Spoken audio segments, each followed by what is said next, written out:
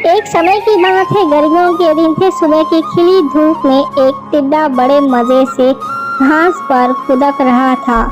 वो बहुत ज्यादा खुश था और उस खुशी में गा रहा था, नाच रहा था और जिंदगी के मजे ले रहा था। टिड्डे को अपने भविष्य की कोई चिंता नहीं थी। एक और जहाँ टिड्डा अपनी मस्ती में लगा हुआ था, वहीं दूसरी तरफ छोटी छोटी चींटियां अनाज के दाने लेकर अपने घर जा रही थी। एक दिन बड़ी सी चींटी अपने सर पर अनाज का टोकरा लेकर जा रही थी। जब चींटी टिड्डे के पास से गुजरी तो टिड्डे ने उसे अपने पास बुलाया और कहा, अरे अरे प्यारी चींटी, क्यों अपने आप को तकलीफ दे रही हो? तुम इतनी नन्ही सी जान हो और ऊपर से ये अनाज का टोकरा लेकर जा रही हो। मेरी मानो, आओ चलो हम गर्मी के मजे करते हैं। फिर चींटी ने बोला, अरे टिड्डे भाई, गर्मी हो या सर्दी, हमें हमेशा मेहनत करनी चाहिए और मेहनत का ही खाना चाहिए। इसलिए मैं मेहनत कर रही हूँ, क्योंकि मेहनत से ही सफलता मिलती है।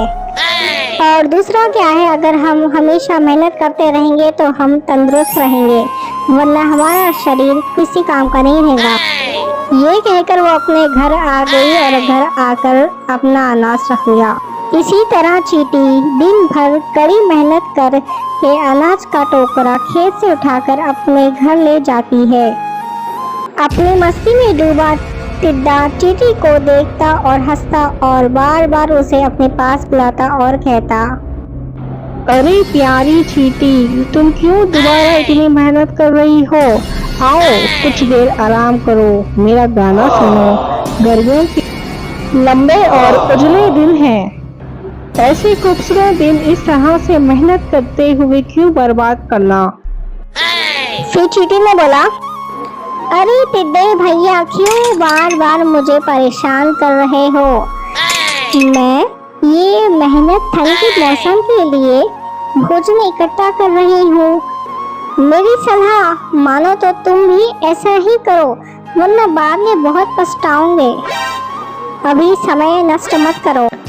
अरे अरे चींटी बहन, शांत हो जाओ, शांत हो जाओ। क्यों गर्मी में गर्म हो रही हो?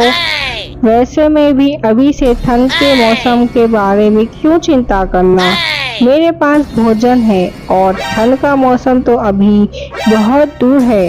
उसकी तैयारी करने के लिए बहुत समय है। अभी का समय तो मैं आराम से सोते हुए और मजे करते हुए बिताना चाहता हूँ। अब तो मेरी मानो, ये मेहनत छोड़ो और जिंदगी के मजे लो। वैसे में भी कल किसने देखा है?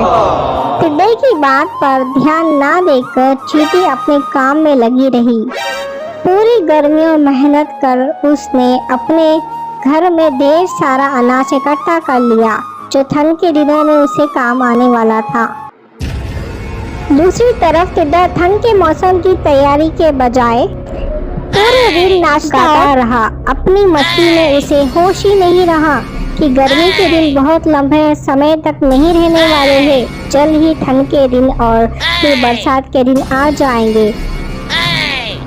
उस जैसे जीवों के लिए मुश्किल भरे दिन होंगे।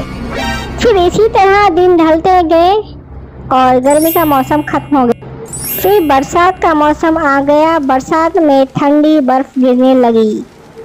फिर तुरंत मौसम ठंड में तब्दील हो गए और रातें बड़ी हो गई थी। कड़कड़ाती ठंड पड़ने लगी थी और बर्फ गिरने लगी थी। अब टिड्डे को महसूस हुआ कि चींटी सही कह रही थी।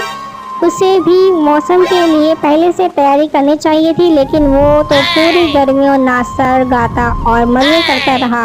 अब ना उसे गाने का मन कर रहा था, ना ही नाचने का मन कर रहा था। भोजन खत्म हो चुका था। वो ठंड और भूख से तड़प रहा था।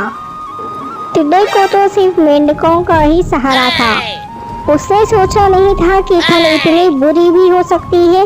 उसके पास भोजन नहीं था, बर्फ से बचने का इंतजाम नहीं था। उसे लगने लगा कि जिस गर्मियों के मौसम में उसने इतना मजे किए हैं, शायद अब अगली बार उस मौसम को देखने के लिए वो जिंदा ही नहीं बचेगा। और दूसरी तरफ चींटी अपने घर पर आराम कर रही थी। उसके पास पर्याप्त भोजन था और ठंड से बचने के लिए आसरा उसका घर था। अब चींटी को बिल्कुल भी चिंता नहीं थी क्योंकि उसके घर में बरसात और सर्दी के लिए अनाज था। वो घर में ही रही। टिड्डा भूख से तड़प रहा था और वो बर्फ में जमा हुआ था। टिड्डा पछताने लगा और रोने लगा। उसे समय बर्बाद का फल मिल चुका था। इस कहानी से हमें ये सीख मिलती है कि समय का सदुपयोग करें, अन्यथा समय हाथ से निकल जाने पर पछतावे के सिवा कुछ हाथ नहीं आता है।